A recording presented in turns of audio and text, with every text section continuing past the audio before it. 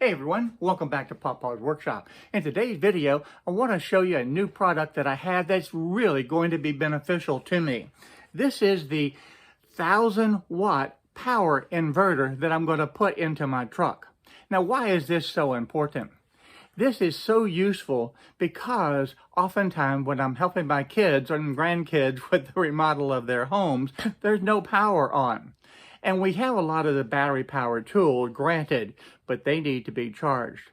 With this power inverter, I'm actually able to charge these right there in my truck and be able to keep working. That is a huge advantage when I'm trying to help them get those houses remodeled. So what actually comes in this power inverter box? Well, of course, when you open it up, you're going to get the power inverter itself. And it's very well packaged. You have the foam on each end that protects everything from damage in shipping. Now this is a very simple device to be able to operate. You have two connection points there for the cables, and on the other end you have 3 outlets for the 110 AC power and of course the off and on switch. Also included in the box are the 2 cables. The cables for red for the positive, black for your negative, that will go on the connection post on the end of this power inverter. And that's everything that's included in the box. It's just that simple. Now the assembly of this is extremely easy and simple. In fact, it's almost embarrassing to be able to show you. But anyway, I'm going to show you. You unscrew that black cap, take the washer off, slip on the black cable for the negative side, and then secure it back. And we're going to repeat the process on the red post. We're going to put the red cable on the positive side, put the washer back on, and then screw on the red cap. It's just that simple for the installation of this product. So how do you know how much equipment that you can plug in to this power inverter? And how large of a power inverter do you need? Because this company offers a number of different size power inverters to meet your need. Now for the 1000 watts, that's going to take care of pretty much everything that I want to be able to do with it. But there are larger ones where you can operate larger and heavier equipment. So how do you determine exactly what you can and cannot plug into the power inverter? Well, it's all boiled down to the watts. This particular unit that I have is a 1000-watt unit. Does that mean that you can just plug in and max it out to 1000 watts? I would suggest not. I would keep the wattage that you're using on the power inverter, and this goes for any power inverter, to around 50, 60%, maybe 70% of the total output of the particular device that you have. So how do you determine if the piece of equipment that you have is a wattage that will work in your inverter? So there's a very simple formula that I want to show you to be able to determine exactly how many watts your particular piece of equipment is going to be using. Now for the example that I have up here, A is going to be for the amps, V is going to be for voltage, and the W is going to be for the watts. And just set up a very basic triangle where watts is on top, volts, and you have your amps. Now once you have this little triangle set up, that gives you all the answers. Because here's how it works. If you take the volts times the amps, so we just put a multiplication sign there. So you have volts times the amps equals the wattage. Now let's say you have the wattage and the volts, but then you need to get the amperage. Well, the easiest way is this is divide. So we're going to take the watts divided by the voltage, and that equals amps. So that's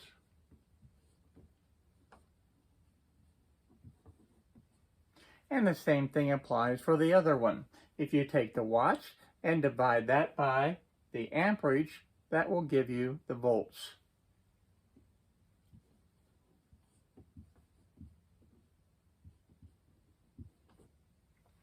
So that's the formula that you can use to be able to determine exactly how many watts that you need based on the information that you have.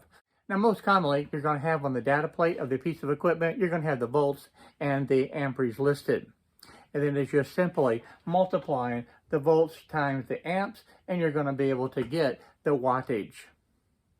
And it's just that simple. And that way you'll never exceed the capacity of the particular inverter that you have. And if you find that you want to run a piece of equipment that you need more power, all you need to do is just buy a larger power inverter. On newer equipment, it'll actually show you what the watts is. But if you take the 15 amps times the 120 volts, you're actually going to get around 1800 watts. And they're showing this at 2000 watts. So this will give you a good idea of how much power that you would need to be able to operate this particular tool. So the real simple question is, with 2000 watts, can I use this with a 1000-watt inverter? Well, the answer is no. But this is only found on the newer equipment where it's listing out the actual watts so you don't have to convert anything. If I look at this AC adapter, you can see right here, it says the 45 watts. This is another AC adapter that actually shows 93.6 watts. Now I grabbed a bunch of the battery chargers that I have, and I want to be able to show you on the back how you can see exactly what the power requirement is. If you look at this one, it shows that it's a 45 watt. You can see that right there. If I look at another one, we can take a look at this, and this one says 70 watts. You can see that right there. And we'll look at one more. Now this particular one doesn't list the watts, but you can see that the output voltage is 21 volts, 1.8 amps. So it's easy to be able to calculate to see exactly what that one's going to be. So if you take the 21 volts times the 1.8 amps and you multiply that, that's going to be 37.8 watts of power required to operate this. So you can see very easily how you can determine exactly how many watts that your particular piece of equipment is using and will it work for your inverter. And this is the perfect application that I want to be able to use with my power inverter. Now on this particular saw, it's 120 volts, but it has 3.5 amps. So if you take 120 times the 3.5, you're going to get 420 watts. So you could actually use this tool with that power inverter. So let's say for an example that I'm plugging in 3 of the battery chargers, and let's just assume that they're 45 watts each. If I have all 3 plug in and all charging at the same time, I'm only generating a requirement of 135 watts, easily within the capability of this power inverter. Now what about some of those smaller power inverters where it has the adapter like this that you can plug into the power source on your car? Now this is going to be very limited to around a couple hundred watts to be able to use. You don't want to exceed that. In my vehicle, I actually have 2 of these power sources. They're 12 volts, but they're 180 watts. You do not want to exceed plugging in any device that would exceed that 180 watts. And like I had said earlier, you want to keep it below that. So that gives you a real good idea of how I plan on using the power inverter in my truck. And I think it's going to be very useful. But that's not the only way that you can use this. What happens if you have a power outage and it's real hot? You can plug in a fan and stay cool.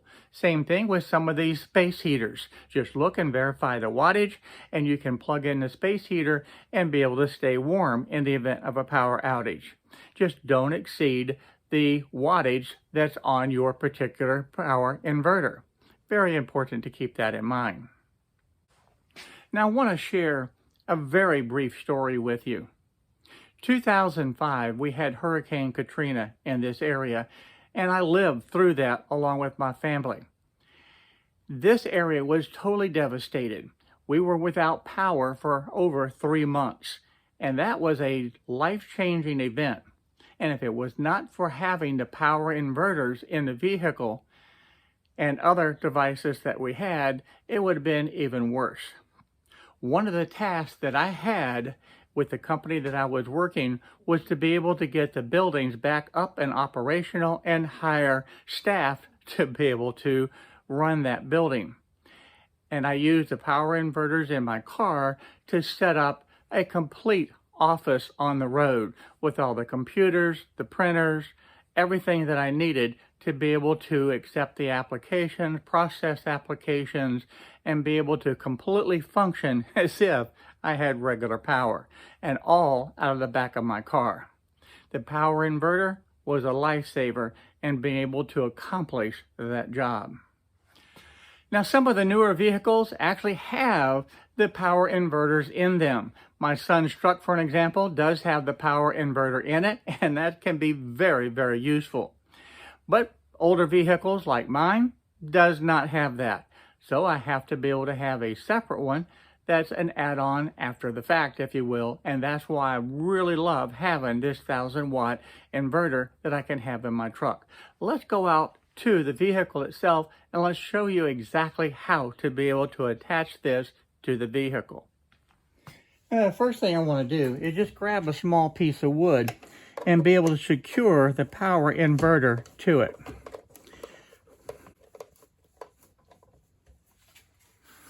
Now, this does a couple of things.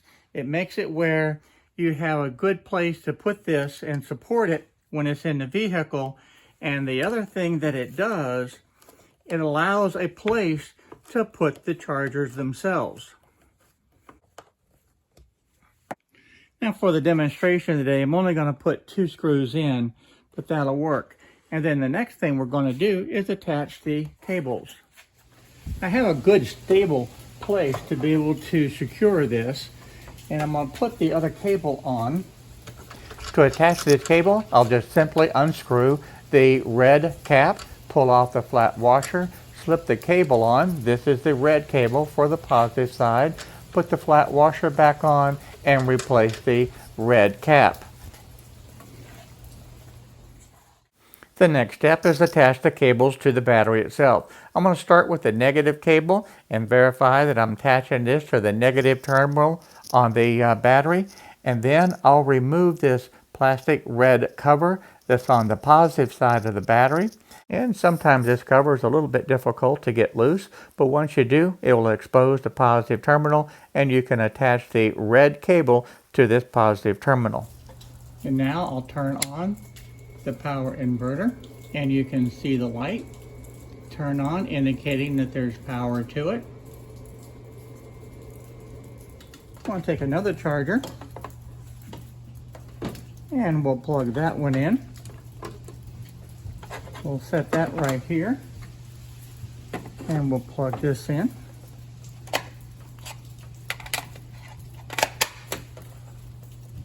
And then we'll turn the power inverter on and we'll be able to see the lights where this is charging. And you can see now that this is charging. When this battery gets fully charged, it'll turn to green.